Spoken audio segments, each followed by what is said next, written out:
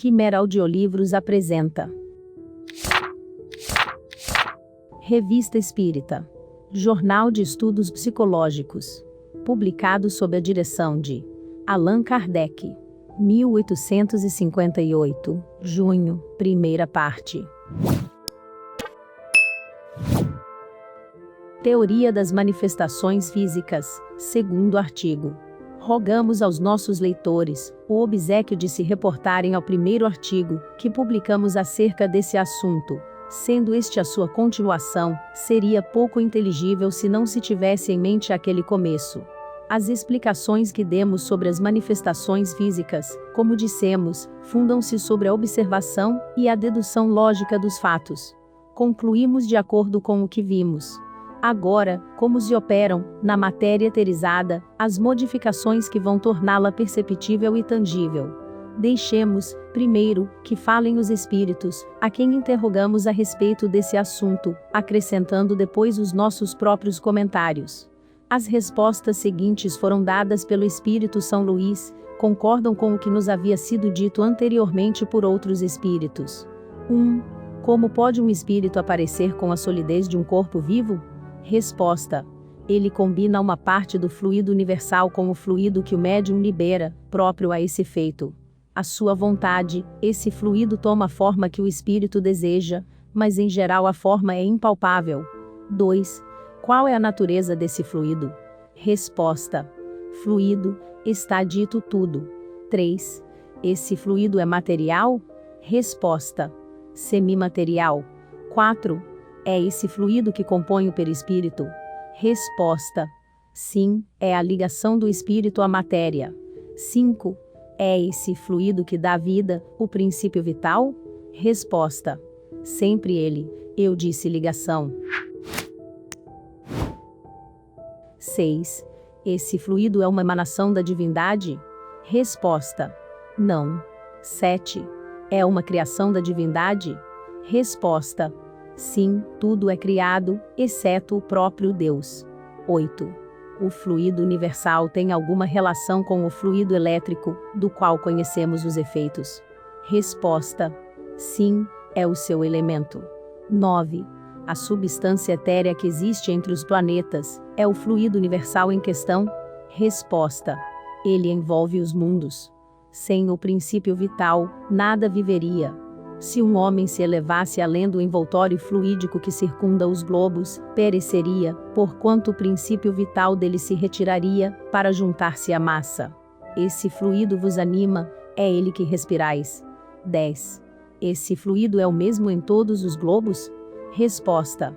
É o mesmo princípio, mais ou menos eterizado, conforme a natureza dos globos, o vosso é um dos mais materiais. 11. Desde que é esse fluido que compõe o perispírito, estaria em uma espécie de condensação que, até certo ponto, o aproxima da matéria. Resposta. Até um certo ponto, sim, visto não ter suas propriedades, é mais ou menos condensado, conforme os mundos. 12. São os espíritos solidificados que erguem uma mesa? Resposta. Essa pergunta não levará ainda ao que desejais. Quando uma mesa se move sob vossas mãos, o espírito evocado por vosso espírito vai aurir, do fluido cósmico universal, aquilo com que haverá de animar essa mesa com uma vida factícia. Os espíritos que produzem tais efeitos são sempre espíritos inferiores, ainda não inteiramente desprendidos de seu fluido ou perispírito. Estando assim preparada sua vontade, a vontade dos espíritos batedores, o espírito a atrai e a movimenta, sob a influência do seu próprio fluido, liberado por sua vontade. Quando a massa que deseja levantar ou mover-lhe é demasiado pesada, chama em seu auxílio espíritos, que se acham nas mesmas condições que ele. Creio que me expliquei com bastante clareza para fazer-me compreender. 13. Os espíritos que ele chama em seu auxílio são inferiores? Resposta. Quase sempre são iguais, frequentemente vêm por si mesmos. 14. Compreendemos que os espíritos superiores não se ocupem de coisas que estão abaixo deles, mas perguntamos, em virtude de serem desmaterializados, se teriam o poder de o fazer, caso tivessem vontade. Resposta. têm a força moral, como os outros têm a força física. Quando necessitam desta última, servem-se dos que a possuem. Não vos disse que eles se servem dos espíritos inferiores, como fazeis com os carregadores? 15. De onde vem o poder especial do Sr. Home? Resposta: de sua organização. 16. Que tem ela de particular? Resposta: essa pergunta não está clara. 17. Perguntamos se trata de sua organização física ou moral. Resposta: somente organização. 18. Entre as pessoas presentes há alguém que possa ter a mesma faculdade mediúnica que o Sr. Home? Resposta: tem-na em certo grau. Não foi um de vós que fez mover a mesa? 19. Quando uma pessoa faz mover um objeto, é sempre pelo concurso de um espírito estranho, ou a ação pode provir somente do médium? Resposta: algumas vezes o espírito do médium pode agir sozinho, porém, na maioria das vezes, é com o auxílio dos espíritos evocados. Isso é fácil de reconhecer. 20. Como é que os espíritos aparecem com as roupas que usavam na Terra? Resposta: delas muitas vezes só tem a aparência. Aliás, quantos fenômenos sem solução não tendes entre vós? Como pode o vento, que é impalpável, arrancar e quebrar árvores, que são compostas de matéria sólida? 21. Que entendeis quando afirmais que essas roupas têm apenas a sua aparência? Resposta: ao tocá-las nada se sente. 22. Se bem compreendemos o que nos dissestes, o princípio vital reside no fluido universal, o espírito aure nesse fluido, o envoltório semimaterial que constitui o seu perispírito, e é por meio desse fluido que ele age sobre a matéria inerte. É isso mesmo? Resposta: sim, isto é, ele anima a matéria com uma espécie de vida factícia, a matéria se anima da vida animal.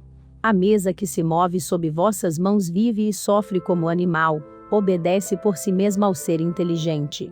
Não é ele que a dirige, como o homem com um fardo. Quando a mesa se ergue, não é o espírito que a levanta, é a mesa animada, que obedece ao espírito inteligente. 23. Desde que o fluido universal é a fonte da vida, é, ao mesmo tempo, a fonte da inteligência. Resposta: não. O fluido anima somente a matéria. Essa teoria das manifestações físicas oferece vários pontos de contato com a que demos, mas dela difere sob certos aspectos. De uma e da outra ressalta um ponto capital. O fluido universal, no qual reside o princípio da vida, é o agente principal dessas manifestações, e esse agente recebe sua impulsão do espírito, quer seja encarnado ou errante. Esse fluido condensado constitui o perispírito ou envoltório semimaterial do espírito. Quando encarnado, o perispírito está unido à matéria do corpo, no estado de erraticidade, fica livre. Ora, duas questões se apresentam aqui: a da aparição dos espíritos, e a do movimento imprimido aos corpos sólidos.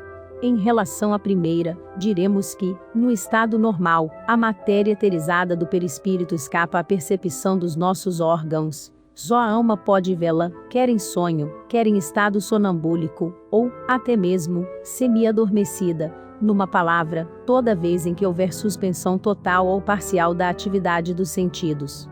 Quando o espírito está encarnado, a substância do perispírito se acha mais ou menos ligada intimamente à matéria do corpo, mais ou menos aderente, se assim nos podemos exprimir. Em algumas pessoas, há uma espécie de emanação desse fluido, em consequência de sua organização, e é isso que constitui propriamente os médiuns de efeitos físicos.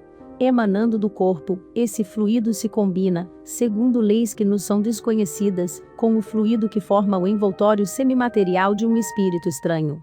Disso resulta uma modificação, uma espécie de reação molecular, que lhe altera momentaneamente as propriedades, a ponto de torná-lo visível e, em certos casos, tangível.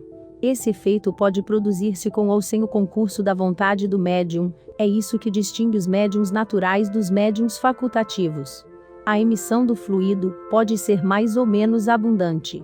Daí os médiuns mais ou menos potentes, E como tal emissão não é permanente, fica explicada a intermitência daquele poder. Enfim, se levar em conta o grau de afinidade que pode existir entre o fluido do médium e o de tal ou qual espírito, conceber-se a que sua ação possa exercer-se sobre uns e não sobre outros. Evidentemente, o que acabamos de dizer também se aplica à força mediúnica, no que concerne ao movimento dos corpos sólidos. Resta saber como se opera esse movimento. Conforme as respostas que relatamos acima, a questão se apresenta sob uma luz inteiramente nova. Assim, quando um objeto é posto em movimento, erguido ou lançado no ar, não é o espírito que o agarra, empurra e levanta, como faríamos com a mão. Ele, por assim dizer, o satura com o seu fluido, combinando com o do médium, e o objeto, assim momentaneamente vivificado, age como faria um ser vivo, com a diferença de que, não tendo vontade própria, segue a impulsão da vontade do espírito, tanto podendo essa vontade ser do espírito do médium quanto de um espírito estranho, e, algumas vezes, dos dois, agindo de comum acordo, conforme sejam ou não simpáticos. A simpatia ou antipatia, que pode existir entre os médiuns e os espíritos que se ocupam desses efeitos materiais, explica por que nem todos são aptos a provocá-los. Desde que o fluido vital, emitido de alguma sorte pelo espírito, dá uma vida factícia e momentânea aos corpos inertes, desde que outra coisa não é o perispírito senão o próprio fluido vital, segue-se que, quando encarnado, é o espírito que dá vida ao corpo, por intermédio de seu perispírito, fica-lhe unido enquanto a organização o permite, quando se retira, o corpo morre. Agora, se em vez de uma mesa, talhamos uma estátua em madeira, e se agirmos sobre ela como sobre a mesa, teremos uma estátua que se movimentará, que baterá, que responderá por movimentos e pancadas. Numa palavra, uma estátua momentaneamente animada de uma vida artificial. Quanta claridade lança essa teoria sobre uma multidão de fenômenos até aqui inexplicados. Quantas alegorias e efeitos misteriosos ela explica. É toda uma filosofia. O espírito batedor de Berlisaberm, segundo o artigo. Extraímos as passagens seguintes de uma nova brochura alemã, publicada em 1853, pelo Sr. Blank, redator do Jornal de Berlisaberm, sobre o espírito batedor, de que falamos em nosso número do mês de maio. Os fenômenos extraordinários ali relatados, cuja autenticidade não poderia ser posta em dúvida, provam que, a esse respeito, nada podemos invejar da América.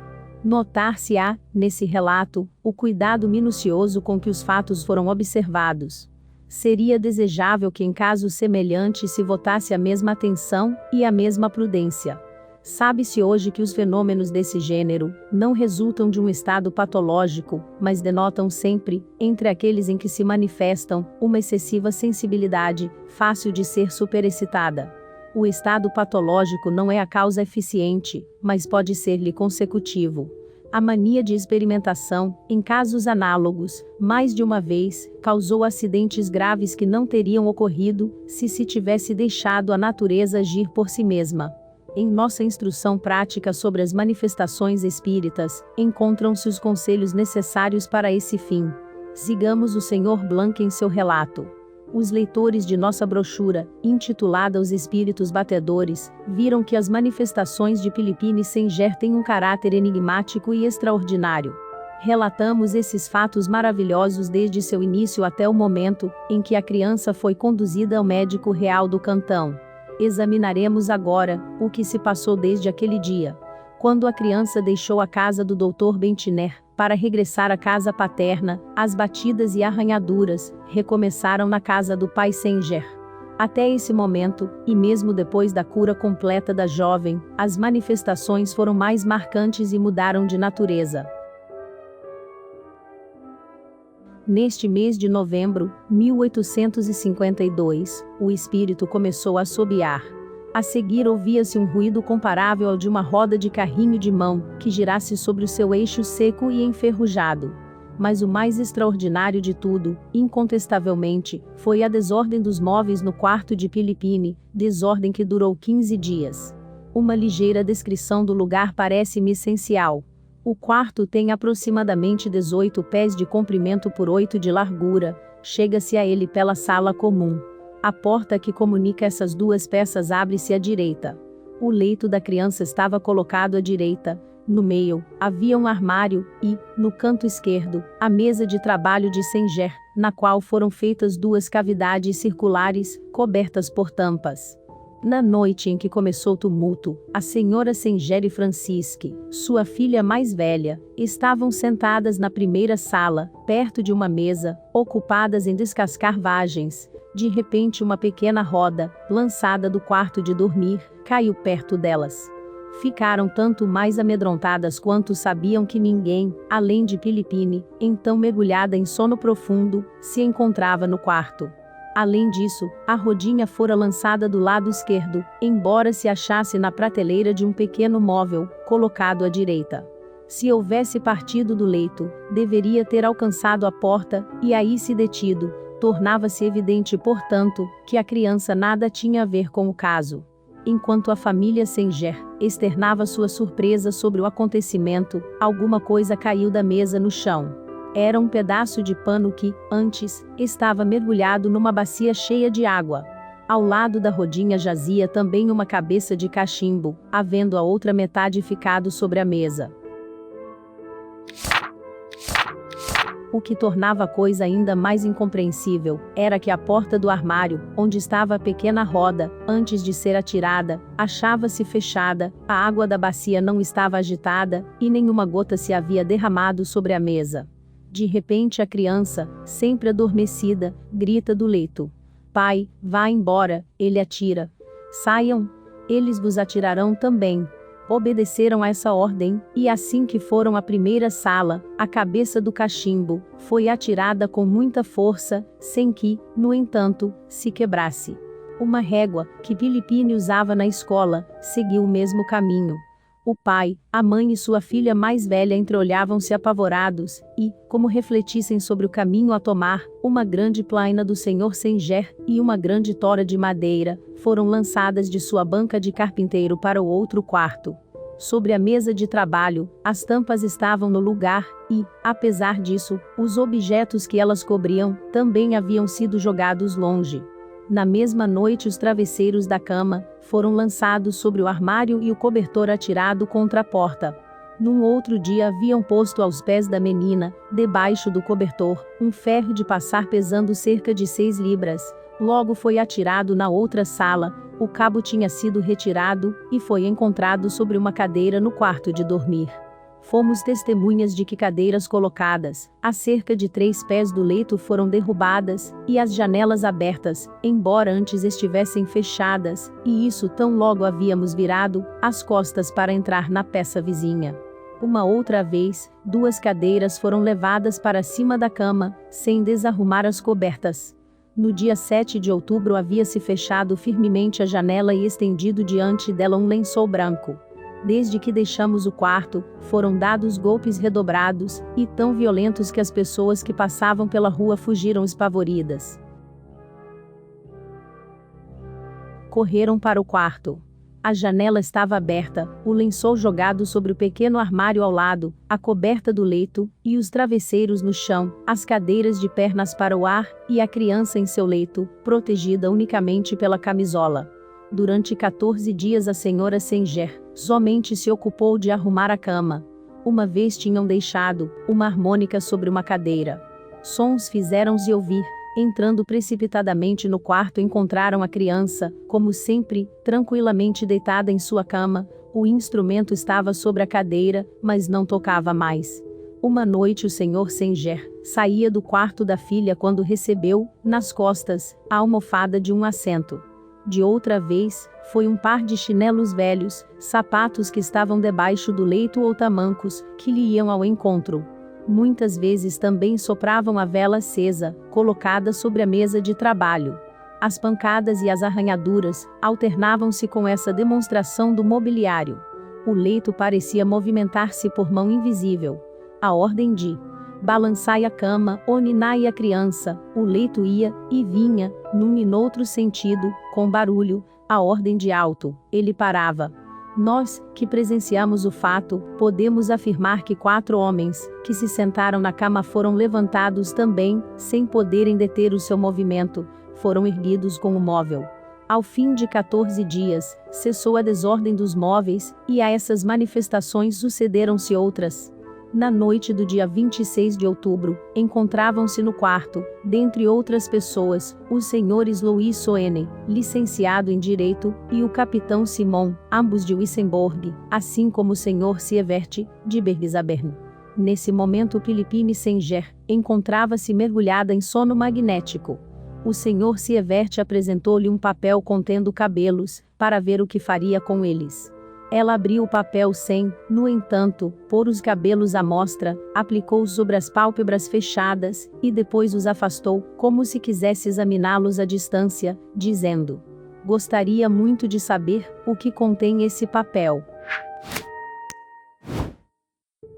"São cabelos de uma dama que desconheço. Se ela quiser vir, que venha. Não posso convidá-la, já que não a conheço." Às perguntas que lhe dirigiu o senhor Sievert, não respondeu, mas, tendo colocado o papel na palma da mão, que estendia e revirava, o papel ficou suspenso. Em seguida o colocou na ponta do indicador, e com a mão, por bastante tempo, descreveu um semicírculo, dizendo: "Não caia", e o papel se manteve na ponta do dedo. Em seguida, a ordem de "agora cai", ele se destacou sem que ela tivesse feito o menor movimento para determinar-lhe a queda. De repente, virando-se para o lado da parede, disse: "Agora quero pregar-te a parede", e aplicou o papel à parede, que ali ficou fixado em torno de 5 a 6 minutos, após o que o retirou. Um exame minucioso do papel e da parede não revelou qualquer causa de aderência. Acreditamos ser um dever informar que o quarto estava perfeitamente iluminado, o que nos possibilitava examinar completamente essas particularidades. Na noite seguinte deram-lhe outros objetos: chaves, moedas, cigarreiras, anéis de ouro e de prata, todos, sem exceção, ficavam suspensos à sua mão. Notaram que a prata aderia a ela mais facilmente que as outras substâncias, pois tiveram dificuldade em retirar-lhe as moedas, e essa operação causou-lhe dor. Um dos fatos mais curiosos nesse gênero foi o seguinte: sábado, 11 de novembro, o oficial que estava presente deu-lhe seu sabre com o tiracolo, pesando ao todo 4 libras, conforme verificação feita. O conjunto ficou suspenso pelo dedo do médium, balançando-se por bastante tempo. O que não é menos singular, é que todos os objetos, qualquer que fosse a matéria de que eram feitos, também ficavam suspensos. Essa propriedade magnética comunicava-se pelo simples contato das mãos às pessoas suscetíveis da transmissão do fluido. Disso tivemos vários exemplos. Um capitão, o senhor Cavaleiro de Zentiner, então servindo na guarnição de Bergzabern, testemunha desses fenômenos, teve a ideia de pôr uma bússola perto da menina, para observar suas variações.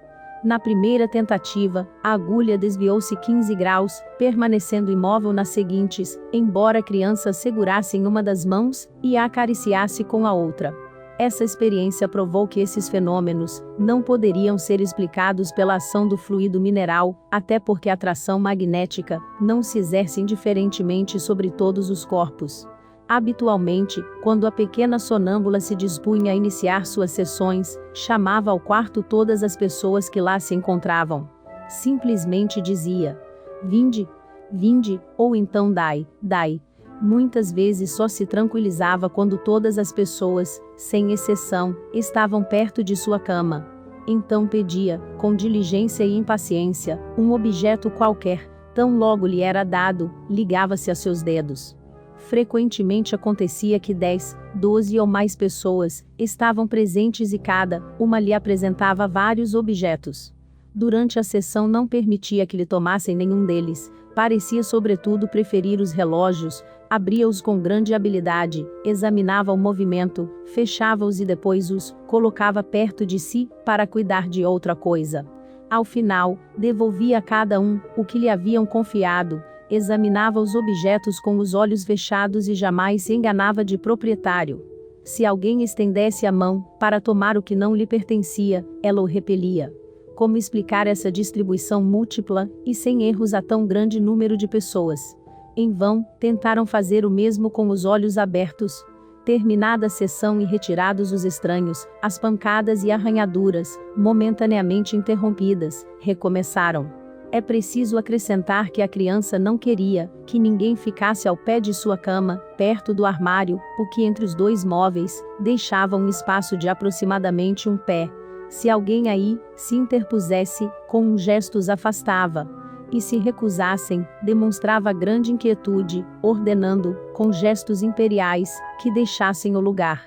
Uma vez ela exortou os assistentes a jamais ocuparem o local proibido, porque não queria que acontecesse problema com ninguém. Era tão positiva essa advertência, que ninguém a esqueceu daí por diante. Algum tempo depois, às pancadas e arranhaduras, juntou-se um zumbido comparável ao som produzido por uma grossa corda de violoncelo. Uma espécie de assobio misturava-se a esse zumbido. Se alguém pedisse uma marcha ou uma dança, seu desejo era satisfeito. O músico invisível mostrava-se muito complacente. Com o auxílio das arranhaduras, chamava pelo nome as pessoas da casa, ou os estranhos presentes. Esses entendiam a quem eram dirigidos os apelos. A esse chamado, a pessoa designada respondia sim, para dar a entender que sabia tratar-se dela. Então era executada, em sua homenagem, um trecho de música, que por vezes dava lugar a cenas divertidas. Se alguém que não fosse chamado respondia sim, a arranhadura fazia-se entender por um não, exprimido a seu modo, de que nada tinha a dizer-lhe naquele momento. Tais fatos se produziram pela primeira vez na noite do dia 10 de novembro, e continuam a manifestar-se até hoje. Eis agora como procedia o espírito batedor para designar as pessoas. Desde várias noites, havia-se notado que, aos diversos convites para fazer tal ou qual coisa, ele respondia por um golpe seco, ou por uma arranhadura prolongada. Tão logo o golpe seco era dado, o batedor começava a executar o que se desejasse dele. Ao contrário, quando arranhava, não satisfazia o pedido. Um médico teve então a ideia de tomar por sim o primeiro ruído, e por não o segundo, sendo desde então confirmada essa interpretação. Notou-se também que, por uma série de arranhões mais ou menos fortes, o espírito exigia certos objetos das pessoas presentes. Por força de atenção, e notando a maneira por que o ruído se produzia, pôde-se compreender a intenção do batedor. Assim, por exemplo, o Sr. Sanger contou que certa manhã, ao romper do dia, ouvira barulhos modulados de certa maneira, sem ligar a isso nenhum sentido, percebeu que não cessavam senão, quando ele estava fora do leito, daí compreendendo o que significavam. Levanta-te. Foi assim que, pouco a pouco, familiarizou-se com essa linguagem, e, por certos sinais, pôde reconhecer as pessoas designadas.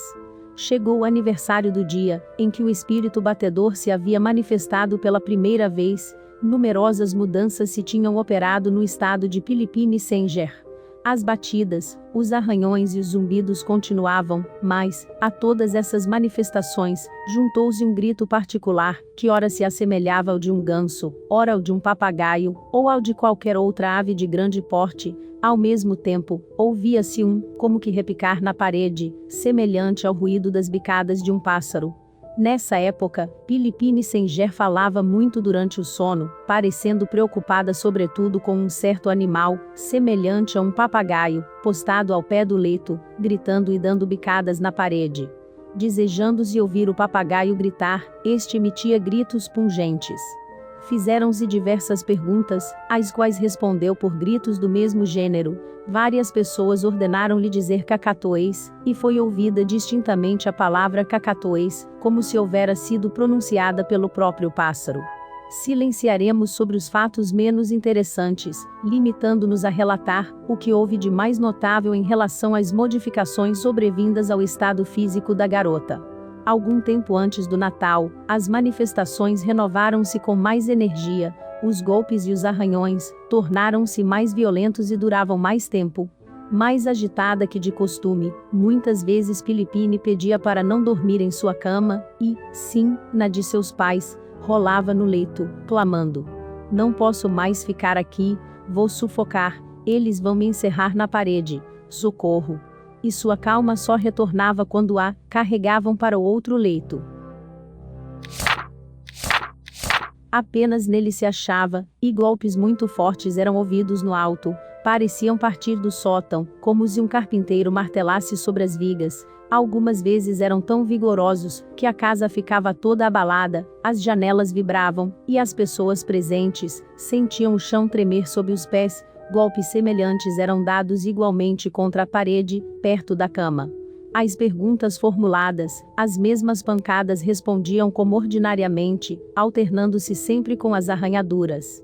Não menos curiosos, os fatos que se seguem, reproduziram-se muitas vezes.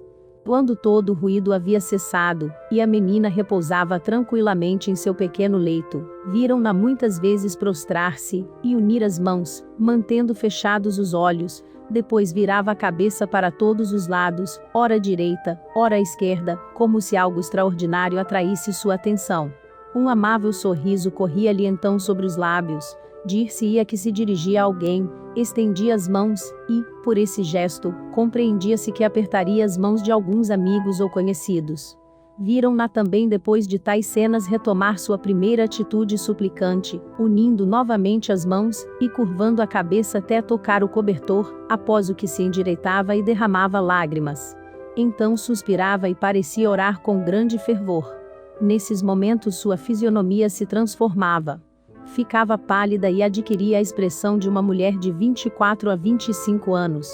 Muitas vezes esse estado durava mais de meia hora, durante o qual só exclamava as batidas, os arranhões, o zumbido e os gritos cessavam até o momento do despertar. Então o batedor novamente se fazia ouvir, procurando executar áreas alegres, de modo a dissipar a impressão penosa deixada na assistência. Ao despertar, a criança estava muito abatida, podia apenas levantar os braços, e os objetos que lhe eram apresentados, não ficavam mais suspensos em seus dedos. Curiosos em conhecer o que ela havia experimentado, interrogaram-na várias vezes. Somente após reiterados pedidos, foi que se decidiu a contar, que havia visto conduzirem e crucificarem o Cristo no Gólgota, que a dor das santas mulheres prostradas ao pé da cruz, e a crucificação haviam-lhe produzido, uma impressão impossível de descrever. Também tinha visto uma porção de mulheres, e de virgens vestidas de negro, e pessoas jovens em longas roupas brancas, percorrendo em procissão as ruas de uma bela cidade. Finalmente, foi conduzida a uma vasta igreja, onde assistiu a um serviço fúnebre.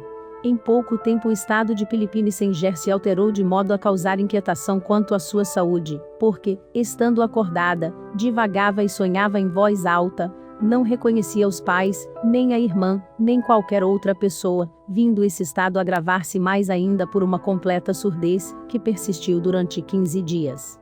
Não podemos silenciar sobre o que se passou nesse lapso de tempo. A surdez de Philippine manifestou-se de meio-dia às 3 horas, ela mesma declarando que ficaria surda durante um certo tempo, e que cairia doente. O que há de singular é que, por vezes, recuperava a audição durante cerca de meia hora, com o que se mostrava feliz.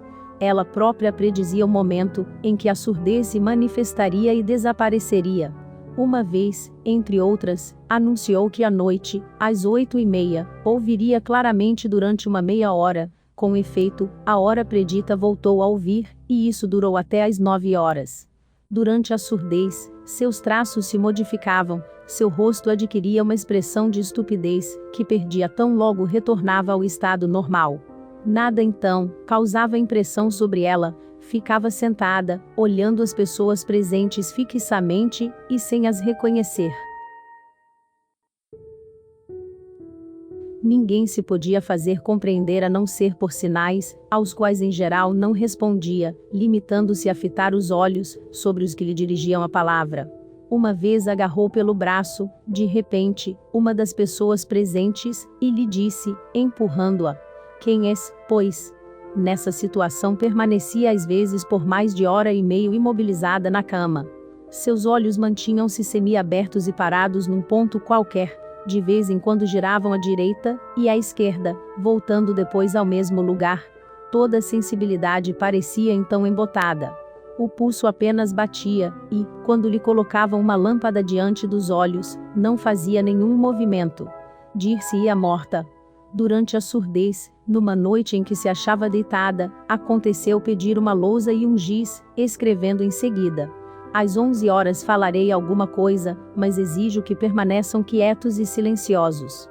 Depois dessas palavras acrescentou 5 sinais semelhantes à escrita latina, mas que nenhum dos assistentes pôde decifrar.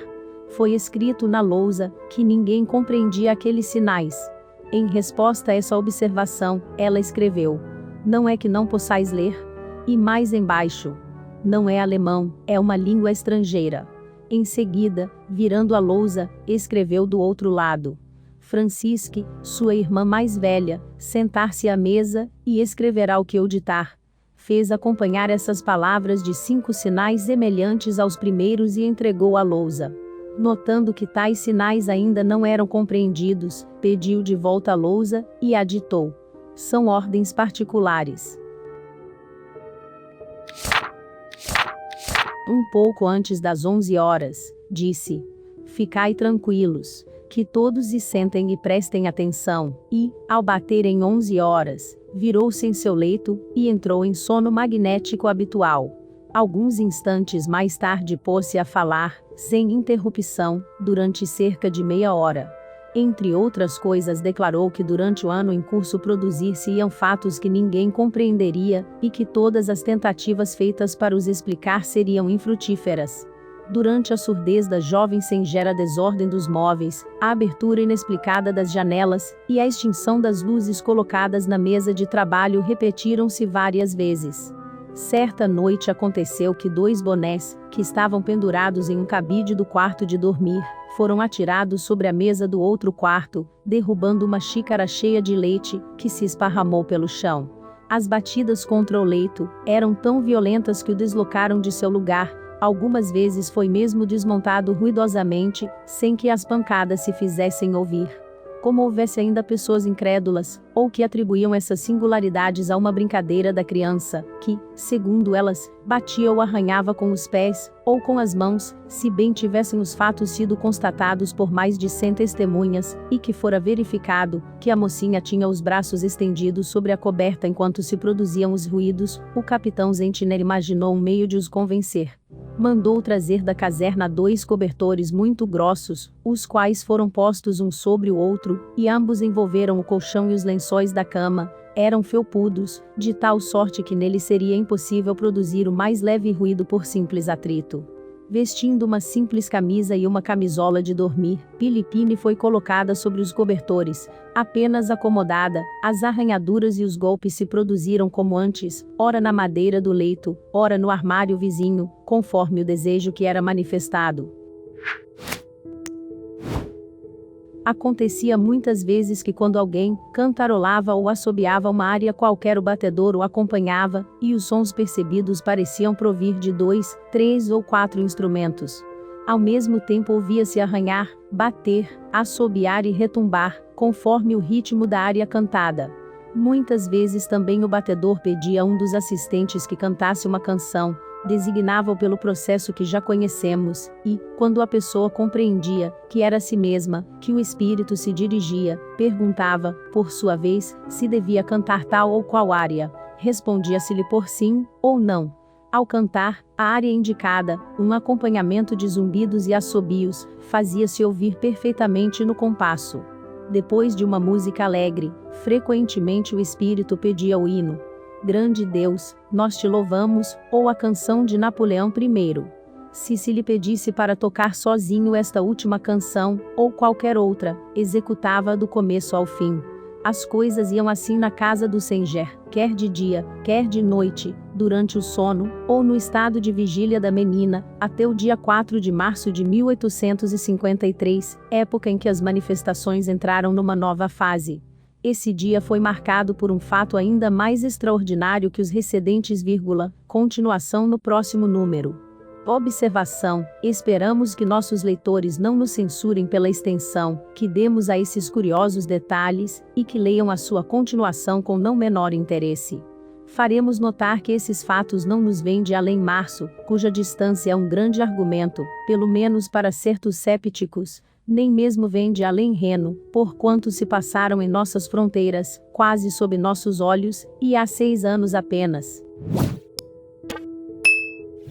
Como se vê, Philippine Sanger era uma médium natural muito complexa, além da influência que exercia sobre os fenômenos bem conhecidos dos ruídos e movimentos, era uma sonâmbula estática.